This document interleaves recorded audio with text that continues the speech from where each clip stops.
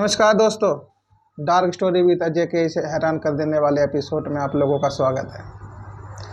आज की कहानी गुजरात में रहने वाले अभय जी की है। अभय जी का गांव लखनऊ में था और अभय जी गुजरात में मजदूरी काम किया करते थे। वह वहां पर अपने बीवी और 2 बच्चों के साथ किराए के मकान में रहते थे। एक दिन अचानक अभय जी के फ़ोन पर किसी की कॉल आती है और उस पर यह बताया जाता है कि अभय जी के पिता अब इस दुनिया में नहीं रहे। अभय जी गुजरात से तुरंत लखनऊ के लिए रवाना हो जाते हैं। अभय जी लखनऊ पहुंचते हैं और उनके अपने पिता का अंतिम संस्कार वगैरह करते हैं। अभय जी के 2 छोटे भाई भी थे।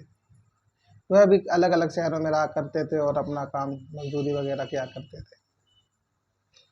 जब अभय जी के पिताजी के सारे कार्यक्रम निपटा लिया जाता है तो अभय जी के छोटे भाई, दोनों ही छोटे भाई कहते हैं कि क्यों ना अब खेती बाड़ी और घर का बंटवारा हो जाए। अभय जी कहते हैं कि अभी अभी पिताजी इस दुनिया को छोड़कर गए हैं और हम अभी से ही बंटवारा कर लेंगे तो गांव वाले क्या कहेंगे। लेकिन अभय जी के दोनों छोटे भाई नहीं मानते और अभय जी 3 हिस्से में बंटवारा कर देते हैं। अभय जी अपनी पत्नी से कहते हैं कि हमें तो अब गुजरात में रहना है, तो अब हम यहाँ की खेती बाड़ी और घर बेच के चलते हैं और वहाँ पे जाकर कोई अपना घर ले लेंगे और फिर अपना मजदूरी वगैरह करके अपना जीवन का लालन पोषण करेंगे। अभय जी ऐसा ही करते हैं। अभय जी अपना घर और खेती बाड़ी बेच के जो भी पैसे मिलते हैं उसको लेकर गुजरात चले जाते हैं। गुजरात में अभय जी किराए के मकान में रहा करते थे, लेकिन जब उन पर थोड़े पैसे आ जाते हैं तो फिर वो कहते हैं कि हम क्यों ना अपना घर खरीद लें। उनकी पत्नी भी कहती है, इतने सालों से हम किराए के मकान में हैं, अब हमारा भी अपना घर होगा। अभय जी क्या करते हैं कि प्रॉपर्टी डीलर जो वगैरह होते हैं उनसे बातचीत करते हैं कि कोई छोटा या सस्ता मकान मिल जाए, क्योंकि गांव की प्रॉपर्टी बेच के उनको इतना पैसा नहीं मिला था कि कोई बड़ा घर खरीद लें। उन पर थोड़ा ही पैसा था। 10-15 दिन बीतते हैं, एक प्रॉपर्टी डीलर उनको एक घर दिखाता है। अभय जी उस घर को देखते हैं और उस घर की कीमत को सुनने के बाद अभय जी सोचते हैं कि अब क्यों ना मैं ये घर खरीद लूं। शाम को जब वो अपने घर जाते हैं और अपनी पत्नी से कहते हैं कि मुझे एक घर में दिखा है और काफ़ी सस्ते में मिल रहा है। पत्नी कहती है कि जब इतने सस्ते में आपको ये घर मिल रहा है तो क्यों ना आप ये घर ले लो। अभय जी भी पत्नी की बात मान लेते हैं और ऐसा ही करते हैं और उस घर को खरीद लेते हैं। उस घर को खरीदने के बाद अभय जी अपनी पत्नी और 2 बेटों के साथ वहाँ शिफ्ट हो जाते हैं। उस घर में शिफ्ट होने के बाद 10-15 दिन तक अभय और उनकी पत्नी और उनके दोनों बेटों की जिंदगी बहुत बढ़िया चल रही थी। फिर अचानक से अभय जी का जो छोटा बेटा होता है वो बीमार रहने लग जाता है। अभय जी उसका हॉस्पिटल में इलाज कराते हैं, लेकिन उसकी हालत में कोई सुधार नहीं हो रहा था। तबीयत बिगड़ते बिगड़ते कब 1 महीना बीत गया कुछ पता ही नहीं चला, क्योंकि वो उस घर में कम और हॉस्पिटल में ज़्यादा रहने लग गए थे। छोटे बेटे की तबीयत ज़्यादा ही खराब हो गई थी।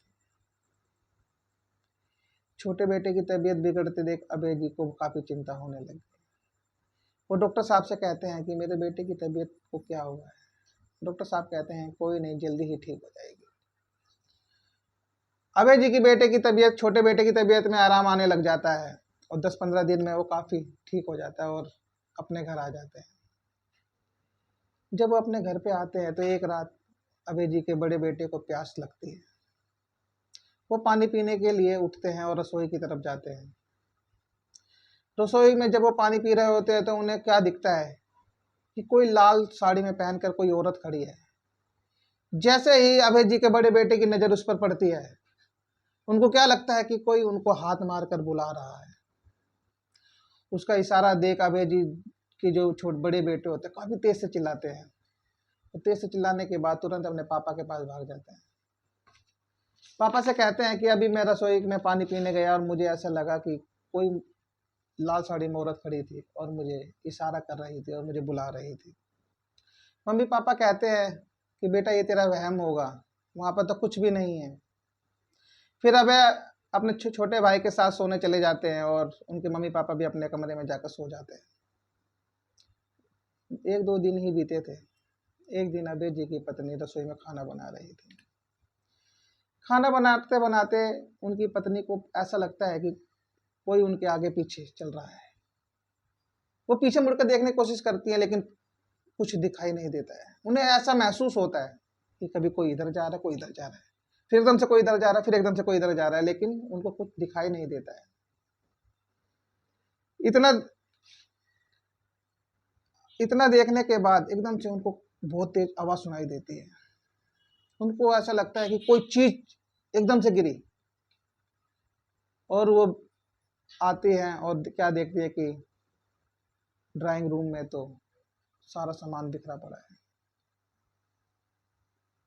दोनों बेटे ही स्कूल गए हुए थे, घर पर कोई नहीं था, अभय जी की पत्नी अकेली ही थी।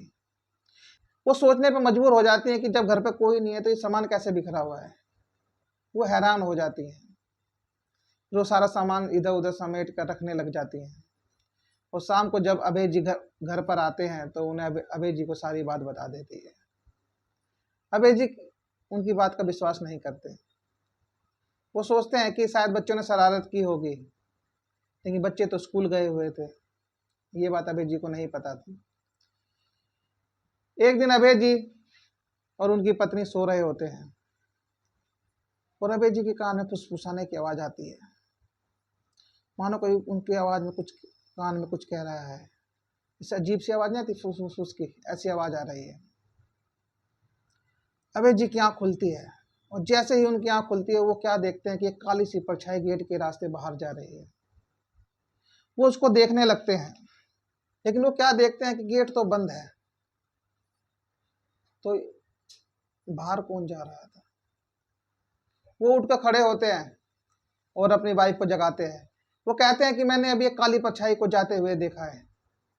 उनकी बीवी कहती है कि आपने मेरी बात का भरोसा नहीं माना, आज मेरे साथ भी ऐसी घटना घटी और अब इस टाइम आपके साथ घटी।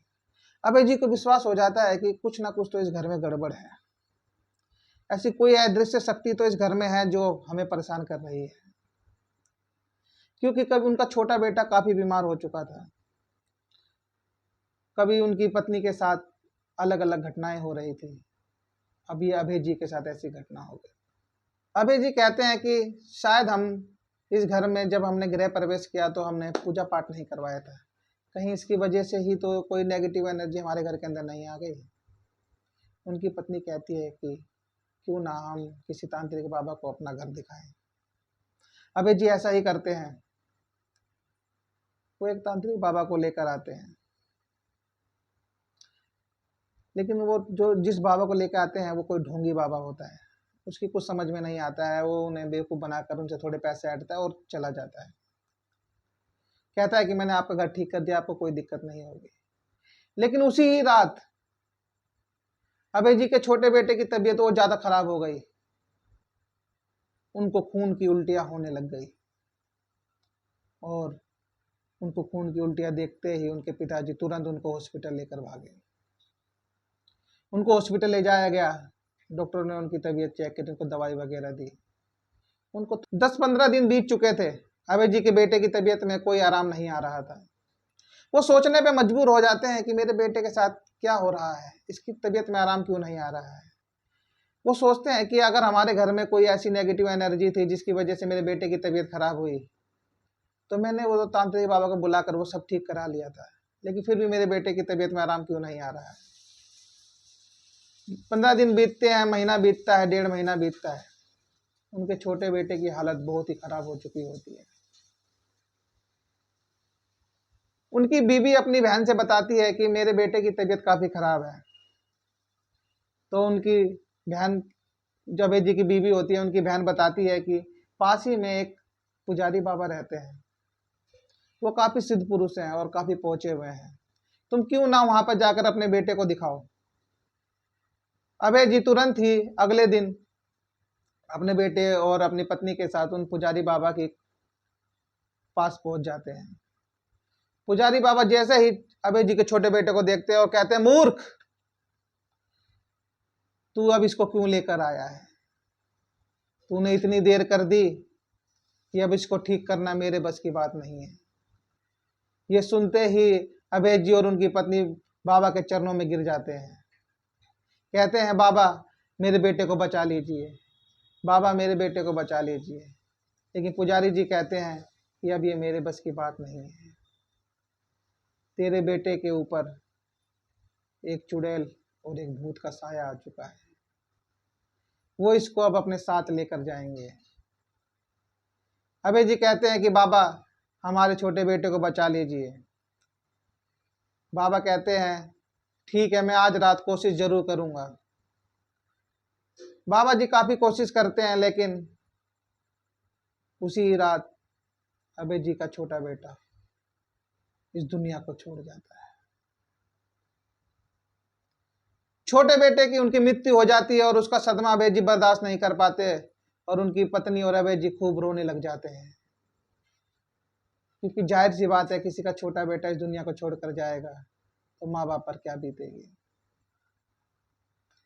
तो थोड़े ही दिन बाद उनके बड़े बेटे की भी तबीयत खराब होने लग जाती है। उन्होंने अपना छोटा बेटा तो खो ही दिया था। छोटा बेटे खोने के 10-15 दिन ही बाद उनके बड़े बेटे की भी तबीयत खराब हो जाती है और वो डर जाते हैं। वो तुरंत उन्हीं पुजारी बाबा के पास जाते हैं और कहते हैं कि बाबा हमारे बड़े बेटे की भी तबीयत खराब हो चुकी है। पुजारी बाबा बड़े बेटे की तरफ देखते हैं और कहते हैं कि इसके ऊपर भी उन्हीं एक चुड़ैल और एक भूत का साया है। बाबा कहते हैं कि रात में हम तुम्हारे घर आएंगे और कुछ पूजा पाठ करेंगे। बाबा जी उसी रात अभय जी के घर आते हैं और कुछ हवन वगैरह कुछ मंत्र पंत्र पढ़ते हैं और पुजारी जी को सब पता लग जाता है। पुजारी जी कहते हैं कि तुमने जो ये घर लिया है, इस घर के अंदर एक चुड़ैल और एक भूत का साया है। अभय जी कहते हैं कि हमें तो इस बारे में नहीं पता। तो बाबा जी कहते हैं कि ये कहानी है, एक प्रेमी जोड़ा इस घर के अंदर रहा करता था। उसने भाग कर शादी करी थी, अपने घर वालों के डर से वो इस मकान में किराए पर रहा करते थे। लेकिन एक रोज उनकी लाश पंखे से लटके मिलती है और दोनों ही इस दुनिया को छोड़कर चले जाते हैं और इस बात का पता आज तक किसी को नहीं लग पाया है। और वही दो आत्मा तुम्हारे बेटे को परेशान कर रही थी और वही दो आत्मा तुम्हारे छोटे बेटे को भी ले गई और अब वो तुम्हारे बड़े बेटे को भी ले जाना चाहती है। धीरे धीरे वो आपको भी ले जाएगी और आपकी पत्नी को भी ले जाएगी। अभय जी बाबा जी के चरणों में गिर जाते हैं और कहते हैं बाबा मेरे बड़े बेटे को बचा लीजिए। बाबा कहते हैं कि चिंता मत करो, आज मैं तुम्हारे घर हवन करूंगा और तुम्हारे बड़े बेटे की तबीयत ठीक हो जाएगी। बाबा हवन करने लग जाते हैं और जैसे हवन करते हैं उनका बड़ा बेटा अजीबोगरीब आवाज निकालने लगता है। वो कभी औरत की आवाज निकालने लगता है तो कभी आदमी की आवाज निकालने लगता है।